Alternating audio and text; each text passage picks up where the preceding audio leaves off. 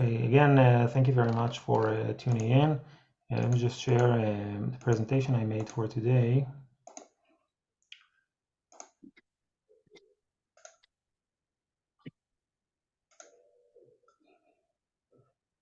Okay, I hope you can all see the presentation. So, yeah, this is Brandenburg Gate in Berlin, and many capitals throughout Europe and the world, I guess. I didn't follow too much, but lit different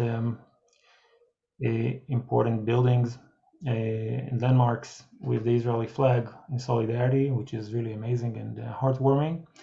And interestingly enough, Brandenburg Gate was also, of course, lit, which is very symbolic, as the horrors we're witnessing these days is really Nazi-level kind of horrors.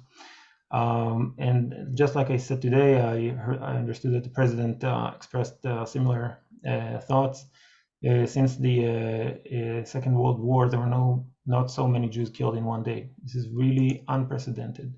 We're talking about 900 Israelis that were killed so far. The vast majority of them are civilians. We have 2,500 injured and something that we don't know for sure, but definitely over 100. And I heard some estimations of 200 people held captured basically in Gaza, women, children, babies, elder people, just horrific. Babies, when I say babies, I really mean babies and toddlers, and children as young as from I know of 2 years old, 5-year-old, etc. Just horrific. So our prayers, of course, is with those who are captured. For those who were injured, we wish them to get better soon. And those who lost their dear ones, of course, we mourn with them. And we really hope for God to save us in this horrific situation. So I want to start with Psalm chapter 3. Yesterday we read chapter 1 and 2. And I'll just go with one chapter every time I do that. And that's it. We'll move forward. Of course, if you want to pray in your own way, this is perfect. That's, I would say, the Jewish way to do it is simply to pray to God directly and to add the holy words of the book of Psalms, the songs of King David. And we're with chapter 3, so you can read the English, of course, over here, and I'll read it in Hebrew. מזמור לדוד בברכו מפני אבשלום בנו, אדוני מה רבו צרי, רבים קמים עלי, רבים אומרים לנפשי אין ישועתה לו באלוהים סלע. ואתה אדוני מגן בעדי כבודי ומרים ראשי, קולי אל אדוני אקרא ויענני מהר קודשו סלע. אני שכבתי וישנה, הקיצותי כי אדוני ישמחני, לא ירא מרבבות עם אשר סביב שתו עלי, קום אדוני הושיעני אלוהי, כי הכית את כל אויבי לחי, שיני רשעים שיברת, לאדוני הישועה, על עמך ברכתך סלע. Thank you very much. So again, thank you for joining, and I wanted to show you a few heroes that we have. This British Israeli lone soldier, Nathaniel Young, he was brought to burial in Jerusalem in Mount Herzl, which is the big military cemetery in Israel. We have a military cemetery in every city, but every fallen soldier is deserved to be buried in Mount Herzl, which is our Arlington, I guess. And but if the family wants him to be buried in a local cemetery nearby in their own town or area, of course they can do that. There is a military fallen soldier section in most or probably all Israeli cemeteries throughout the country.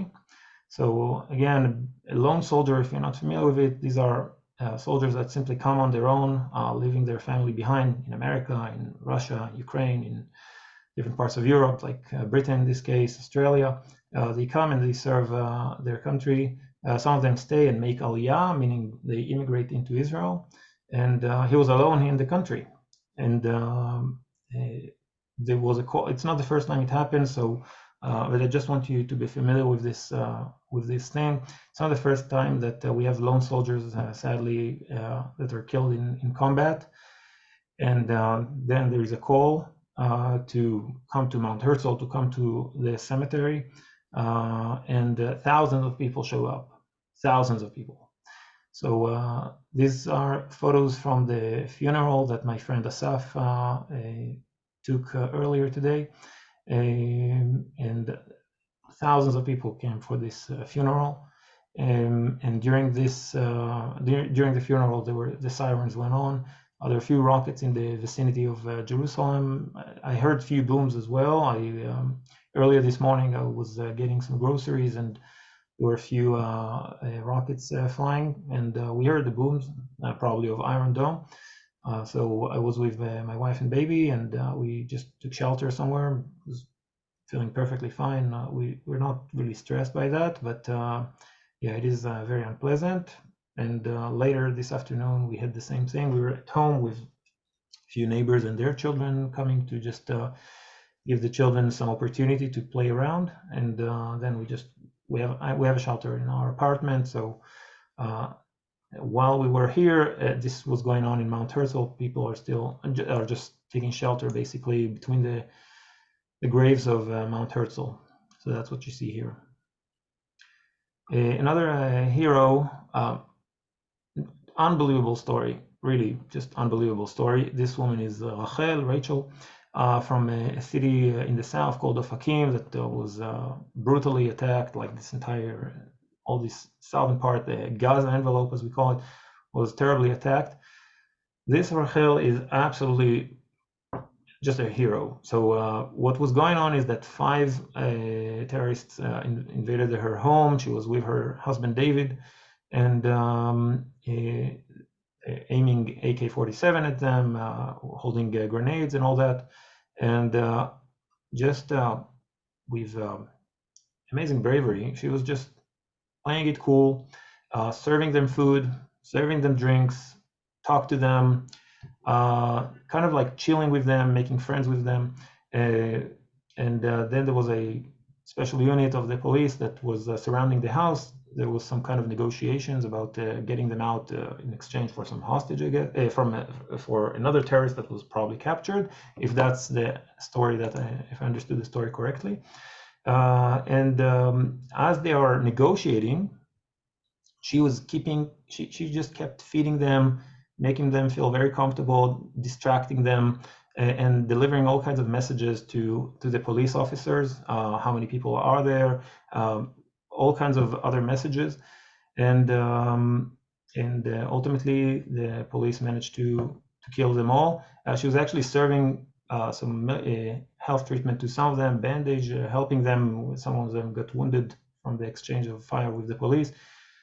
Playing it completely cool. With her husband, they were praying. They were saying the Shema, the Hear of Israel, the Lord is our God, the Lord is one. And they were preparing for the worst, but they kept it cool. And she and her husband survived. 5 terrorists in her home, and she survived. Unbelievable. Just amazing story. This is the Kedem family that was murdered in Niroz. Just a beautiful Israeli family. And just remember these faces. These are the type of people that were murdered. We talk about 1,000 people. I want you to be familiar, sadly, with the face of evil too. This is Mohammad Deif, the guy on the top. Deif in Arabic means the guest. So he's a professional terrorist since the 80s. He's in his 60s probably now, or late 50s, early 60s, probably somewhere in that neighborhood.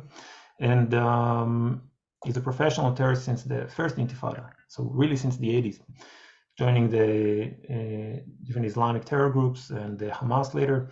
So this is the mastermind behind him and Yahya Sinwar. These are the 2 commanders of the military branch of Hamas.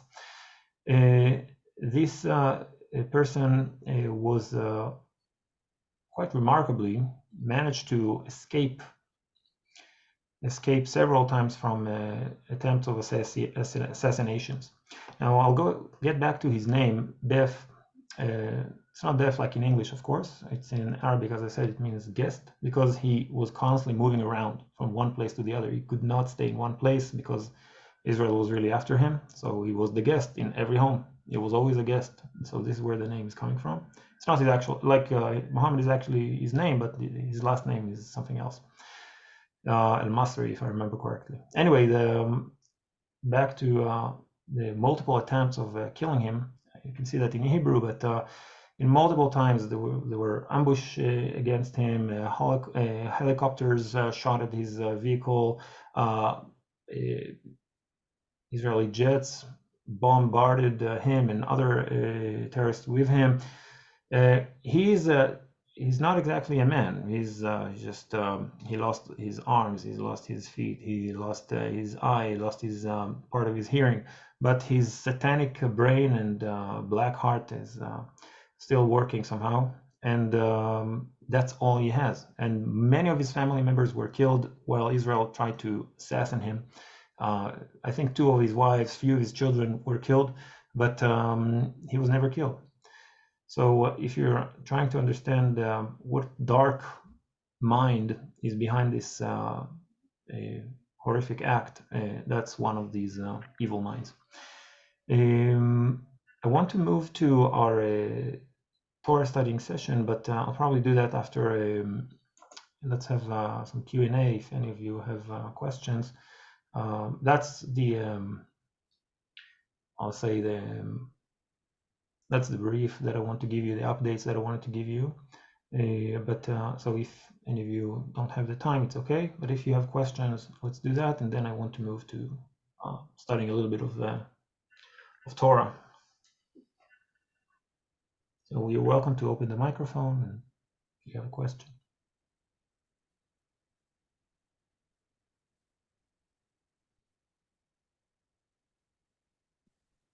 I have a question. Go ahead, Jenna. I was wondering, can you tell us what's going on the north right now, too? I didn't hear much news. I just know there were attacks. It's a bit unclear. Okay. Yeah.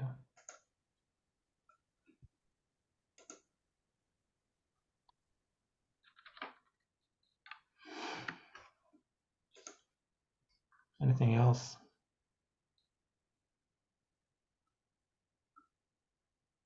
Things that bother you? I've got a question. My question would be, I mean, that's pure speculation, I know, but do you think that Netanyahu, who sacked the guy who predicted a scenario like that, do you think that Netanyahu really didn't believe that this could happen, or there could also be some instrumental thought behind it too? No, I don't think it was instrumental. I don't think any politician as cynical as Netanyahu as well. I don't think anyone would want the blood of 1,000 citizens on his hand. I really don't think so. No, of course not in that dimension, but just playing with the fire too. Playing with the fire, not this dimension, but I mean, as you said yesterday, where were the soldiers that were supposed to be at that border? Mm-hmm. Why would the politicians command them to be elsewhere? No, it's not like exactly like that. Okay. The politicians are not giving orders to the army. That's the chief of staff. But irresponsible politicians from this government, they kind of light the fire in the West Bank in such a way that required some of the forces, again, to the best of my knowledge, so I could be a bit wrong, but that's from the knowledge that I have, the chief of staff needed to send battalions from the Gaza area to the West Bank because of provocations that were done by parliament members of this government. So I could be wrong, but this is the picture that I get. It's that we will just have to wait to a month or 2 months until we actually get the full understanding of what happened. But this is, from what I understand, that's what was going on. There was were not as many units as supposed to be on the Gaza Strip, although there were many attacks on the fence in the last few weeks. And although there were, for some reason, people say there were no, the intelligence like didn't say anything. It's not, I can't believe it true. And some of it was actually like, in real time, including all kinds of declarations of the chief of staff himself. So the politicians were irresponsible completely. Thank you.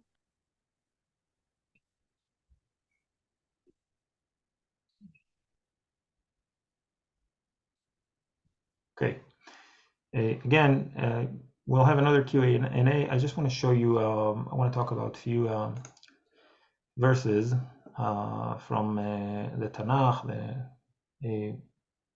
the Old Testament, the Tanakh, as we call it in Hebrew, the book of Judges. So as a tour guide, from my understanding, not so many people read this part of the Tanakh of the Old Testament. All kinds of stories about politics, about wars.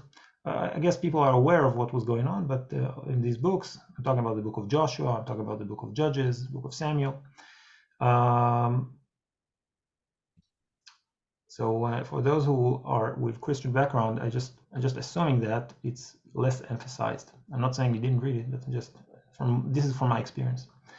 I can say that from growing up in Israel and growing up in a Zionist atmosphere, meaning when I say Zionist atmosphere, I mean the national movement of Israel, of the Jews, which is called Zionism, really emphasized the connection to the land. And these books are really talking about that. Okay, so if you have the book of Genesis, yes, the forefathers are traveling all over the country.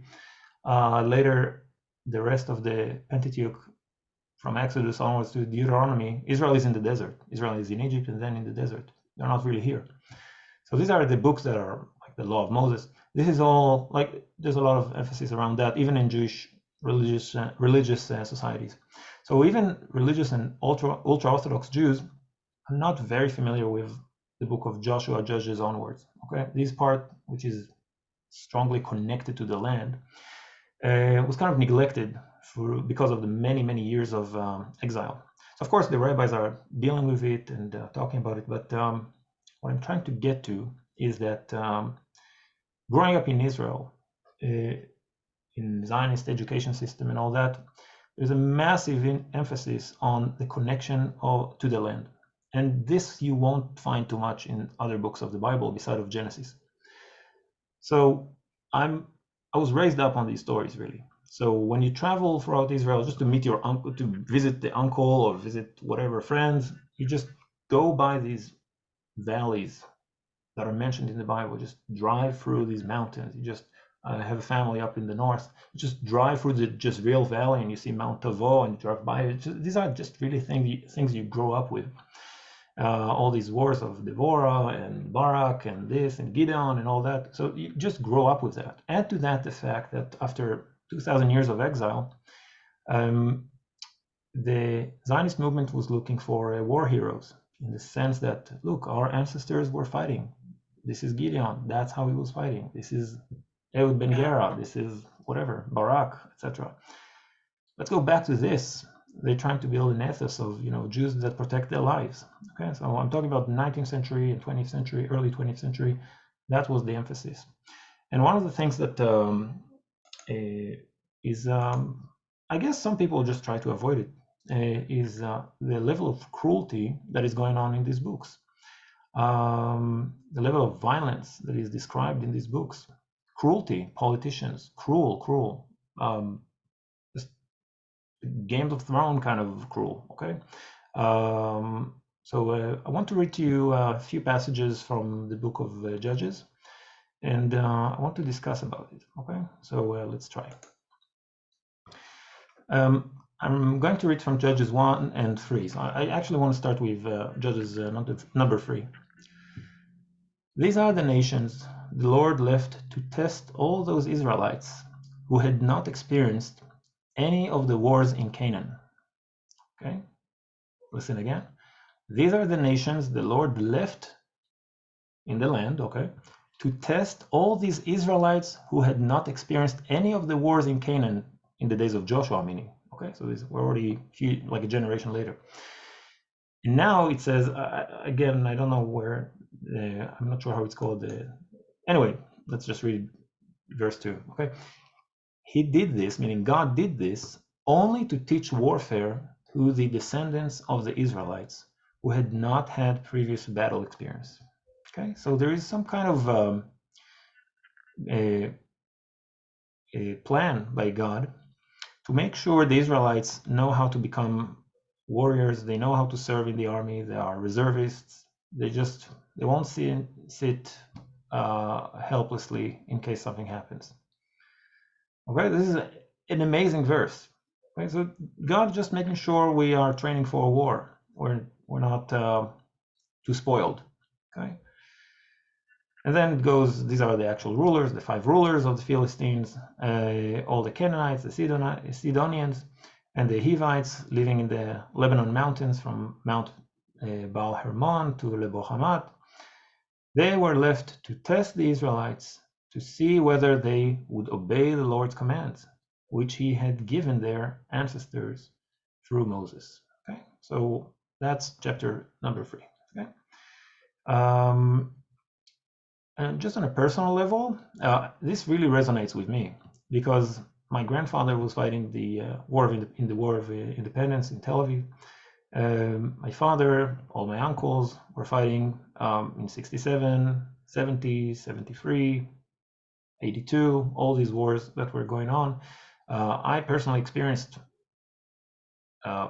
my older sister was born when my father went to the second war in Lebanon with his brother, which is my uncle. So and then I was born in 84. So I actually remember the first Intifada. I remember like the later part, I guess, of the first Intifada. I remember this whole stabbing going on. I was probably, I don't know, 5 or 6 years old, and I actually remember that.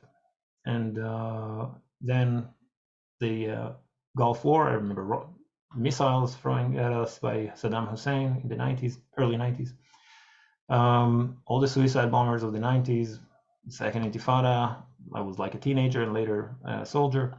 The war with Lebanon, Second War with Lebanon. Again, I was an officer.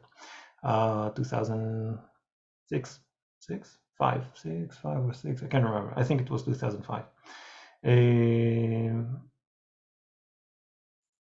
5 or 6, I can't remember. But anyway, all the operations in Gaza, all of that, these are things I experienced. So these rockets, these missiles, I'm even a bit sad to say that I'm a little desensitized to that. So even now as a father, I'm not too worried about Tavo because I know it's going to be fine in a way.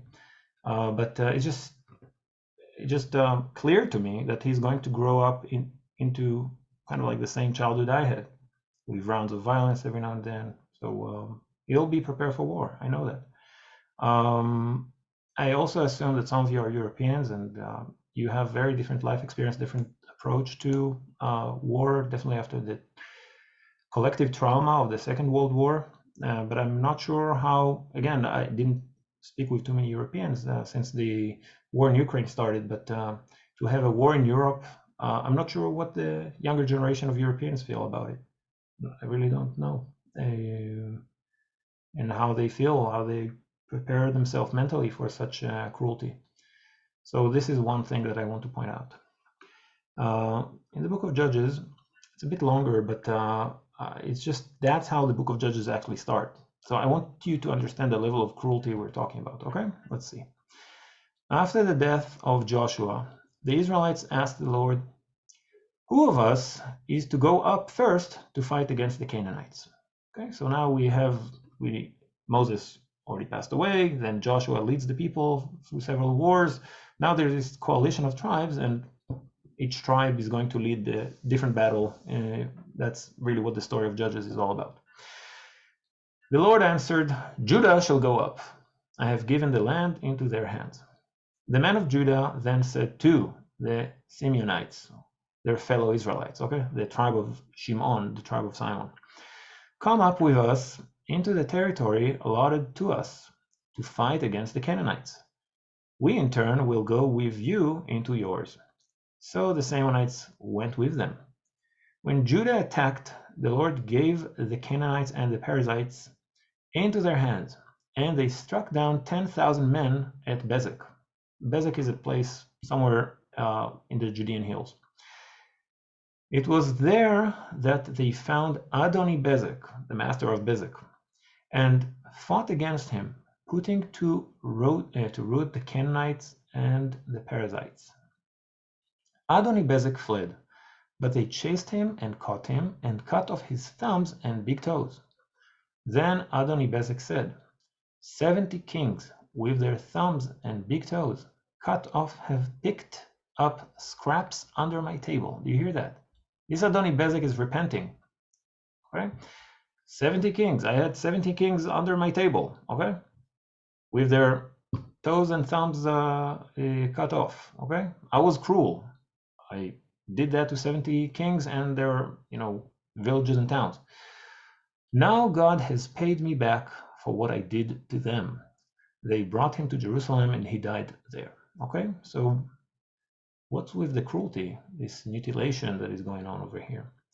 Why would the tribe of Judah do such a thing? So I want to talk about this in the context, of course, of what's going on in Gaza and what you're going to see. You're just going to see that. You're going to see horrific pictures and videos from Gaza. I hope you won't, actually. I hope you won't, because it won't happen, but I also hope you won't see the news. Like I always recommend to watch, not to watch the news, basically. Get some headlines and that's it. That's kind of how I consume the media, just in very small doses, because it's just too much and I care about my and your mental health. So just, what are we talking about? Why the tribe of Judah is so cruel? Like Adoni-Bezek did this to others. Why do you do that to him? So you can't be, let's put it in pedestrian terms, you can't be vanilla, can't be soft with people that are so cruel. Not only that you can't, you must not be soft. One of the reasons Israel usually is responding with, usually it's supposed to be at least disproportionately to attacks on Israel. One of the reasons like Israel as a country and the Israeli army do that is because that's the only language that our surrounding understand. And if you show that you're soft, if you show that you're willing to back off, then you'll just have another Adoni-Bezek, and you just don't get the message through. So we're going to see a lot of cruelty. We're going to see a lot of bloodshed, sadly. I'm pretty sure about that. I hope things will be resolved. I would hope it would be resolved in other ways, but I don't think it's going to happen. Not after so many casualties. So I just want to connect the words of the book of Judges to our days. Sadly, we're going to see a lot of cruelty as a response to this cruelty. Okay. So that's what I wanted to share with you today. I wanted to be a bit shorter than yesterday. So if you guys have questions, if you want to say or ask anything, you're welcome. And that's it. If you have to go, then thank you for joining, even for just part of it.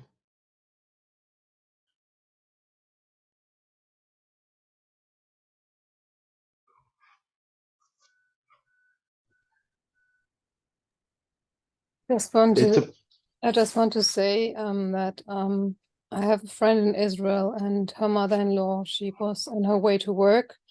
That was many years ago with her husband, and on the way to work, they were just, killed by terrorists. And I wanted to find that report online. And I was just shocked how many of these incidences over the decades there were. It was so hard to find this one. I mean, I knew the name and I found it eventually, but through searching this incident, it just became apparent to me that how many civilians over the decades have been killed, murdered, often on a daily basis. And I think, yeah, and the media that I mostly see will not ever really speak about it. Also not about how many thousands of rockets have been launched into Israel over the years. And I just really wonder how to get that perspective across to the people outside of Israel in Europe. And because for every time we see something is happening, it's more like, okay, you see the answer that Israel gives, and then because of the human shields, you have the destruction of mosques and hospitals and nurseries, and then the outcry is so loud. And yeah, I don't know what you think about that. I don't have much to say. I mean, I think that Chris, do you live in Europe? I'm not familiar with you. Yeah, I live in England. Okay. So people are susceptible to kind of what they want to hear in a way. So the news are reflecting that in some way.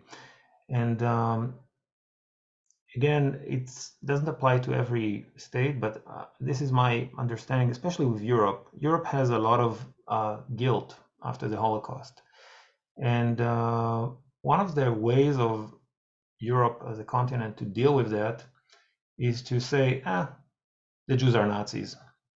So there is a narrative that being pushed that the Jews are equally cruel to the Nazis because of what they do to the Palestinians. That's like, I'm being very direct. It could be much more settled than what I just said, but as a whole, that's the narrative. Okay, the point is to say that Israel and the Jews in Israel are Nazis. Therefore, we should not feel guilty about what was going on in Europe 80 years ago. Okay, so there's another aspect to it, which I think it's a complex of Christianity. Again, I'm not saying every group or every church, like as an institution, has that, okay? But I think in Europe it's still quite dominant. Even with people that are completely secular, they still have this collective mind that that we have that guilt and we need to confess to someone. And who that priest gonna be? The Palestinians. See? So we're going to, in a way, he will redeem us from our original sin that we did to the Jews. Okay? So if we support the Palestinians, we kind of cleanse ourselves from what we did to the Jews. Again, so if the Jews are Nazis and we support the Palestinians, our new priest,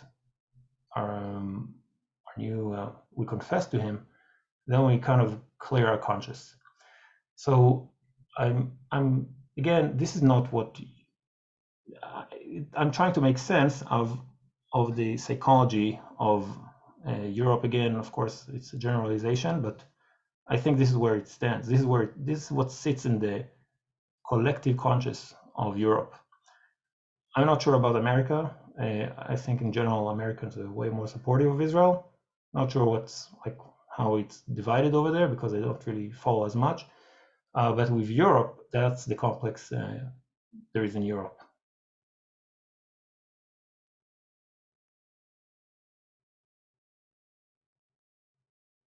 And if you don't disagree, it's also fine. Just sharing my thoughts over the years. Thank you. You're actually right. When I was a teenager, this is what I heard. What did you hear? I heard that the Israelis behave towards the Palestinians as the Nazis did towards the Jews. I've heard that numerous times and also over the years. So why not just saying, the Israeli is disproportional? Why using that? Again, it sits on that psychology. That's the complex that Europe at least has. And then there's many other things, but this is just part of that.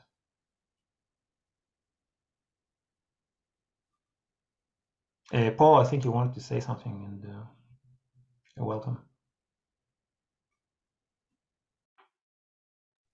Sorry, Itamar, I had a call from one of the persons in our group. That's while okay. While you were discussing this last point, which I appreciate. And so this is going in a totally different direction, but if you can just give me a feeling, because my group of 19 who are coming, we leave October 26th from the US, which is just 2 weeks. 2 weeks from now. So what's your feeling? Because I think they're gonna start dropping like flies pretty soon if I don't give them something to think about. I have no good scenarios. I mean, I just don't see that ending very soon. I thought about the political constellations and whether other political parties are joining in or not. I don't think it will change much. I think probably in all constellations, it's going to be pretty long. Yeah, my feeling is we're going to wait 1 week, and then make the call, depending That's on fine. what's going on in a week. But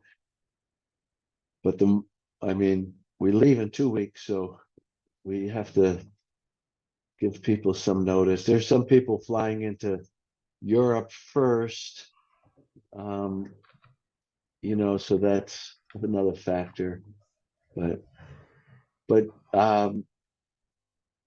yeah, I don't see.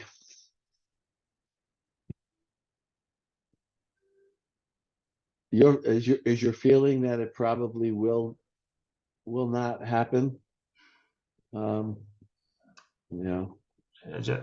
Again, sadly, I've been through this as as a tour guide. I've been through these rounds of violence and all the cancellations and what's on the uncertainty and all that. We had operations that, as you remember, from I think a year or two ago. I mean, actually, there was one last year and then 2 years ago, against the 2 operations against the Islamic Jihad, which were like super quick and super deadly for the Islamic Jihad. Israel basically killed so many Islamic Jihad terrorists in 3 days, and then a year later another 3 days, and there were more Palestinian casualties of civilians by the hands of Hamas than those who Israel killed. It was unbelievable. Like, it was so precise and so well thought of, and the Israeli intelligence was so accurate that the entire of the Islamic Jihad command, then a year later again, was killed, and the Palestinian civilians that were killed were just killed from rockets that were not working properly and landed in Gaza instead of in Israel. So that was unbelievable. So these were 2 very, very fast rounds, and you could actually see that it won't be too long. But in this case, after almost 1,000 casualties, I really don't see that. I don't think it's going to be short. Yeah. Okay, you are in our prayers, and Thank you very much. We will definitely stay in touch. No worries.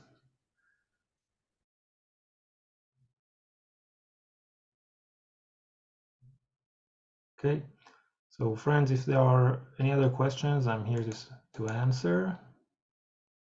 If you want to speak up or whatever is on your mind, your heart, you're welcome. Itamar, is the supplies for general people, like where you are in Jerusalem and other places, the stores are still being supplied with Yeah, food? no, You it's don't have any normal. worries about on that area at all? No, not that I've seen. No, really, just normal. Itamar, a question. But what's your name? We know this is Mark Davis from Los Angeles Hey. calling. Yeah, welcome. We know that several 100,000 reservists have been called up. And I don't know how long typically when these operations have happened in the past that the reservists are taken out of their normal jobs and put into battalions of the Israel Army. And so the likelihood that they would even be available to work in their normal jobs over the next month is a big question. Correct. The economy is halt, yeah. So we know there's probably been quite a bit of rocket damage in Tel Aviv and in Jerusalem and other areas where people normally work, and even possibly in hotels. I didn't see too much damages. Like there was actually a mosque that got hit earlier today. A mosque not too far from Jerusalem, in it's an Arab village called Abu Ghosh. It's biblical Emmaus, probably is one of the traditions.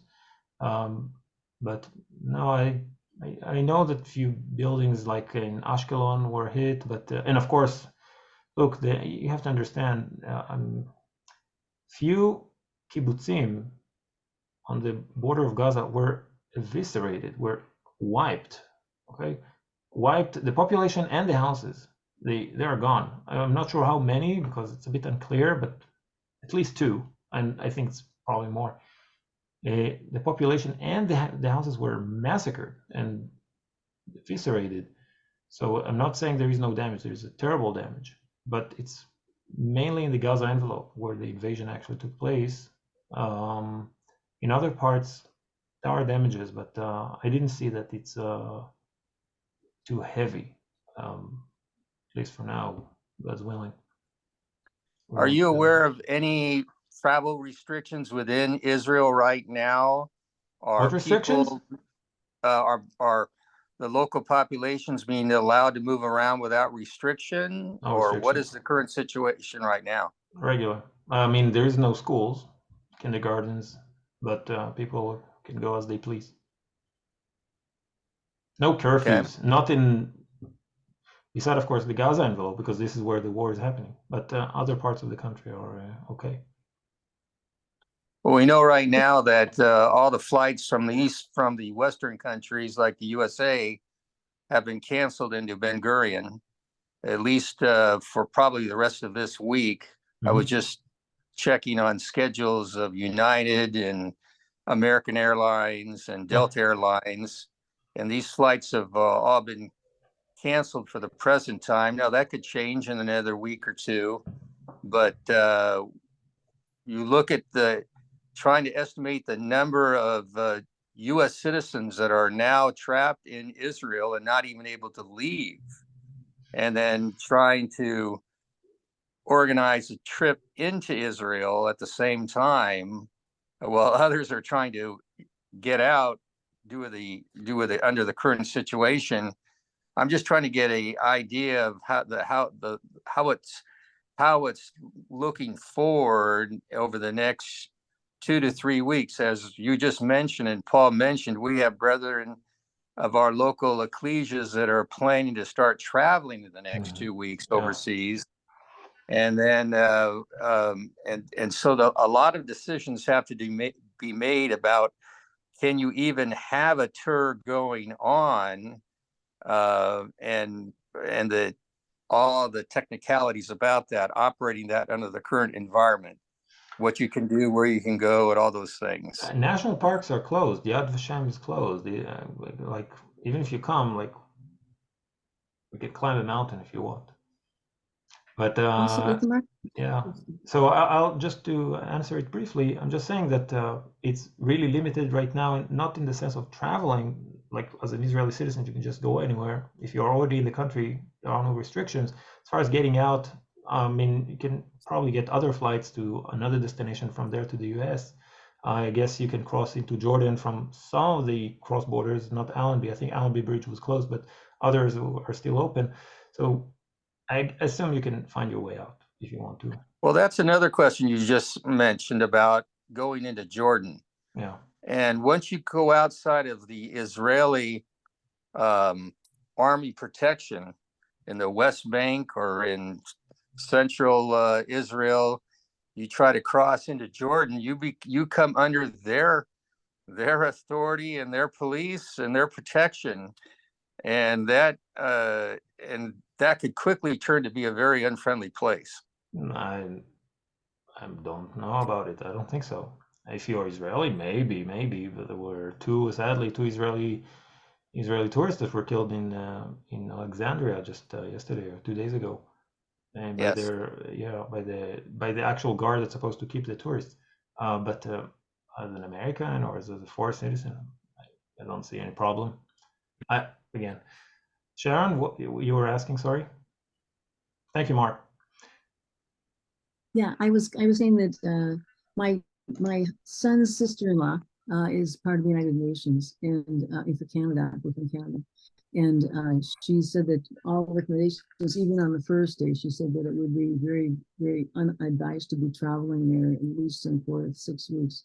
And that would be a minimum thing to not even think about going, because even after, if it would stop, they would need to repair. And she said that all the shops and things are closing. And Sharona last night on the other meeting said that the, not shops, but the sites were closing. Yeah, sites, correct. National parks. But anyways, that was her discussion from our United Nations delegation, and she's part of it. But I thought, well, that's something to hear from the Canadian side anyway. they think it's going to go on for at least a month or more, but they can't even say it would be even not much more. I don't rule that out. I don't rule this estimation. Mm-hmm. Again, I don't think it's going to be short. I'm not sure whether it's going to be 2 weeks or 1 month or whatever. It's just hard to say. Yeah, Paul Yom mentioned Kippur War was only 2 weeks. The what? Yeah. The Yom Kippur War was just about 2 weeks. Yeah.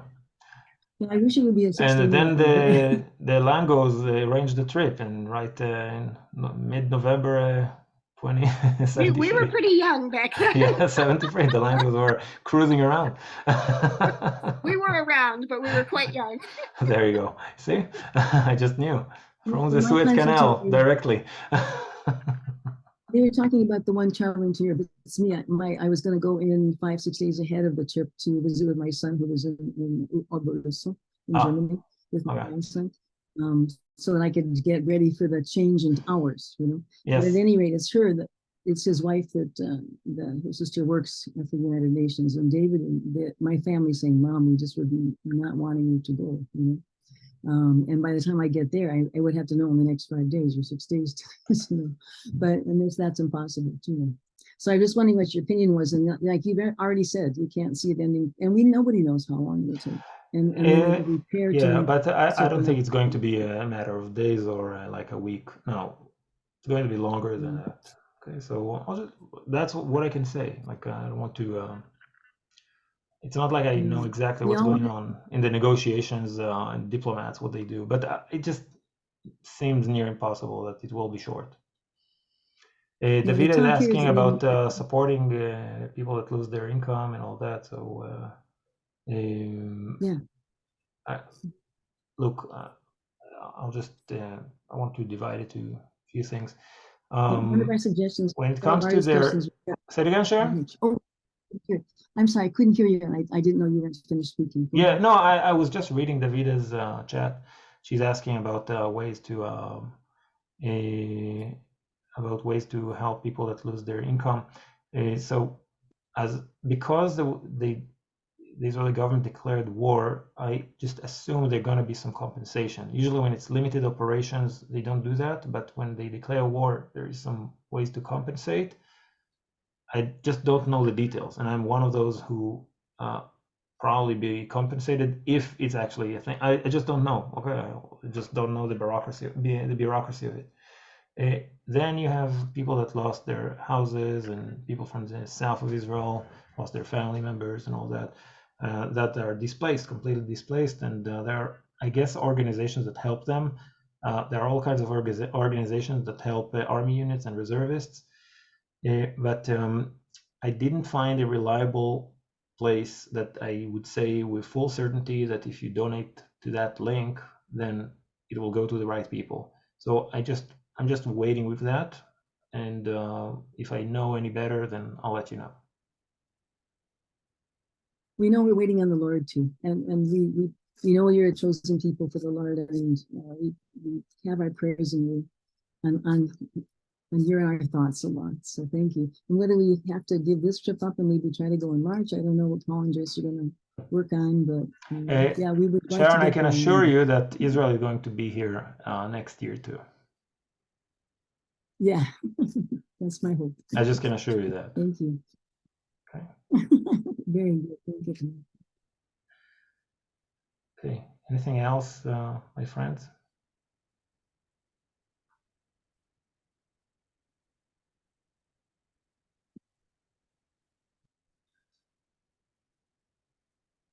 Again, thank you all for signing in, and I will here Joyce is putting a link over there. Joyce, send me the actual link on just as a private message. I'll send it to the group. Hey, Paul, can you grab that Yeah. link? I'll try. All right, I'll chat with you later. So Okay. I'm just saying that again, thank you for signing in, and I will be in touch. I will try to create these sessions as much as I can, because this is a relief for me, and it's also, I guess, very helpful for you in a way to connect and pray and be updated in a more mild way, I guess, with what's happening in Israel. And the reason I'm not sure about the timing is simply because I don't know when the baby is going to fall asleep. So that's all. Okay, so sometimes it's going to be 10, maybe later, maybe I will be exhausted, I just don't know. But I will try to do my best and deliver those. And yeah, what is that? We'll continue to pray for peace in Jerusalem. Thank you very much. So I'll just say that I will want to combine, beside of the prayer and the updates, again, some Bible sessions, some Torah sessions, just to explain a little bit the scriptures and the relevant scriptures I find to what's happening. And I also want to inform you a little bit more about Hamas, geopolitics, and what's going on. So I will keep this going as much as I can. And I think it's a better way than to just watch hours and hours of just having the news just all over. So I'm helping myself this way, and I guess I'm helping others with that. And that's it for now. Thank you. Thank you. Okay. Thank you, Itamar. Okay. All the best. Thank you very much for joining, and I'll see you soon. Thank you.